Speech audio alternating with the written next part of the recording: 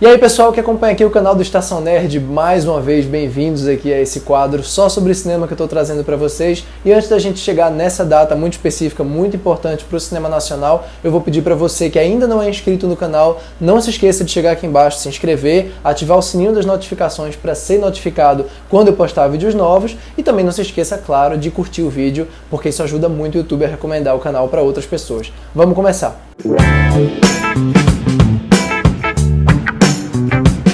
A data de se comemorar o cinema brasileiro, o Dia do Cinema Brasileiro, pode variar. Tem muita gente que comemora no dia 5 de novembro, que foi quando houve a primeira exibição oficial de um filme no Brasil, no final do século XIX, no Rio de Janeiro. Mas a gente está fazendo esse vídeo especial nessa data, 19 de junho, porque foi nesse dia que em 1898 foi feita a primeira filmagem oficialmente aqui no Brasil pelo ítalo-brasileiro Afonso Segreto. E de lá para cá o cinema brasileiro é repleto de fases muito importantes, historicamente muito importantes, que muita gente não conhece. A gente pode até fazer um outro vídeo só falando sobre algumas dessas fases do cinema brasileiro, desde ciclos muito importantes para a história, como o ciclo do Recife, que é um dos mais fundamentais de todo o cinema nacional, passando pelo cinema novo na década de 60, com Glauber Rocha, Nelson Pereira dos Santos, Paulo César Saraceni e vários outros, até chegar, claro, nos anos 80, nas pornochanchadas, que acabaram, apesar do estigma, trazendo vários gêneros, vários flertes com gêneros que são muito interessantes até hoje, passando também pela retomada nos anos 90, até chegar, claro, a todo esse período dos anos 2000 para cá, com vários filmes muito importantes e com muito mais condições, pelo menos até um tempo atrás, de se fazer filmes no Brasil em maior quantidade e, naturalmente, com maior diversidade e qualidade também.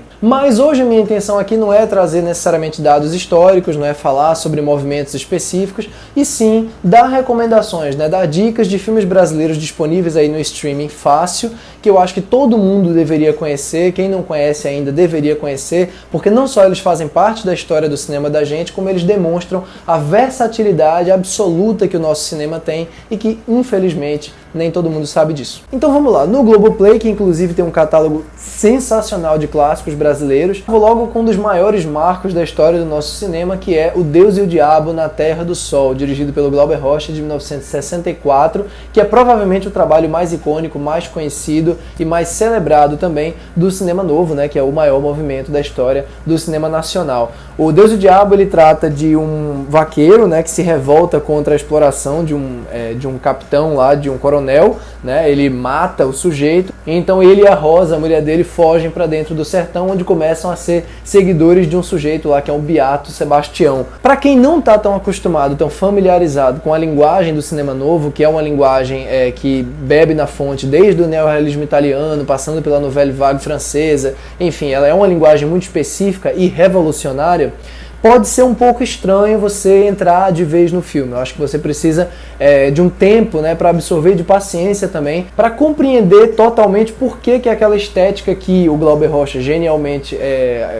denominou de estética da fome, por que ela é tão necessária para contar aquela história, por que aquela história só poderia ser contada dessa forma. Eu acho, particularmente, o final desse filme, a música inclusive, um das mais marcantes da história do cinema da gente. A mesma toada do Deus e o Diabo, o Vidas Secas, dirigido pelo Nelson Pereira dos Santos, de 1963, que é baseado num dos grandes clássicos da literatura brasileira, que é o livro Vidas Secas, do Graciliano Ramos. É uma história que se resume basicamente ao título, uma família tentando sobreviver à seca no sertão de várias formas diferentes, só que é um filme que, mais do que contar uma história sobre aquela família, ele faz com que você experiencie isso através da fotografia muito, muito branca, É um preto e branco que é tão árido quanto aquele universo que ele está tratando ali. Ao contrário do Deus e o Diabo, do Glauber Rocha, o Nelson Pereira dos Santos não tem uma linguagem tão cheia de grandes movimentos de câmera, é aquela coisa super declamativa e tal. Não, aqui é uma coisa mais silenciosa, mas que tem o mesmo poder. Também exige uma certa paciência se você não está acostumado com essa linguagem, mas eu acho que vale a pena dar uma chance, nem que seja para você conhecer um pouco também da história do cinema nacional. Na terceira recomendação eu vou chover um pouco no molhado, porque é um filme que muita gente viu, mas que eu revi recentemente e me encheu os olhos de água de novo, que é O Central do do Brasil, do Walter Salles, com a Fernanda Montenegro.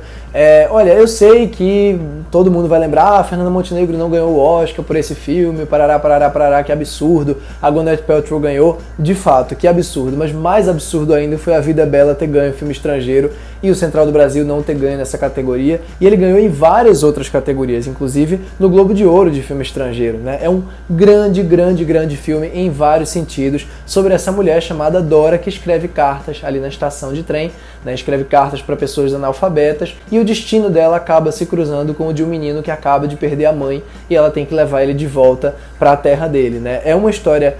É claro, é um road movie, é um filme de estrada, né, de dois personagens querendo chegar num destino e passando por vários obstáculos nesse caminho, mas ao mesmo tempo é uma história de amizade improvável, né, de adulto com criança, que com o tempo se tornou formulaica, mas aqui tem uma preciosidade sem tamanho, que é essa sensibilidade na direção do Walter Salles e essa química irrepreensível, antológica, genial da Fernanda Montenegro com o Vinícius de Oliveira, na época menininho e que agora já está bem mais velho. O filme é de 1998, quer dizer, ele é justamente um momento áureo, né, da retomada do cinema brasileiro, junto de vários outros filmes que também estão disponíveis aí no Globoplay, como por exemplo O Coatrilho e O Cidade de Deus, que também são muito bons, mas o central é, entre os famosões do cinema nacional, o meu queridinho do coração. Já na Netflix tem disponível uma pequena preciosidade do cinema nacional, que é o musical Sinfonia da Necrópole, dirigido pela Juliana Rojas, que também co-dirigiu o As Boas Maneiras, que é um terror de lobisomem que está disponível no Globoplay, do qual eu amo a primeira metade e não gosto tanto da segunda.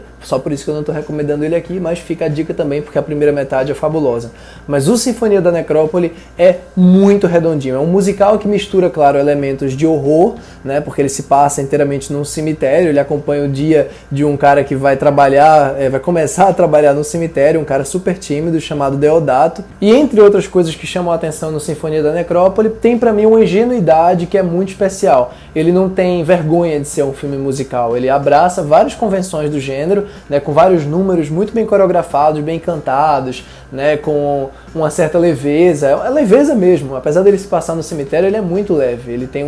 um senso de humor doce, assim, ingênuo, que faz falta às vezes, tanto no cinema nacional quanto estrangeiro. Enfim, eu gosto demais do filme, eu acho ele muito precioso, e eu acho que o trabalho da Juliana Rojas, tanto no As Boas Maneiras quanto no Trabalhar Cansa, é muito especial e vale a pena conhecer. E é isso, pessoal, eu poderia passar aqui muito tempo recomendando vários outros filmes especialíssimos, como por exemplo o próprio Aquários, que é o meu filme preferido nacional da última década, mas muita gente já viu e está disponível na Netflix para você que não viu ainda, ou o Animal Cordial, que eu já recomendei aqui em outros vídeos, mas por enquanto ficam esses filmes aí para não ficar também muita informação na cabeça de vocês. Um abraço para todos e a gente se vê na próxima. Tchau, tchau!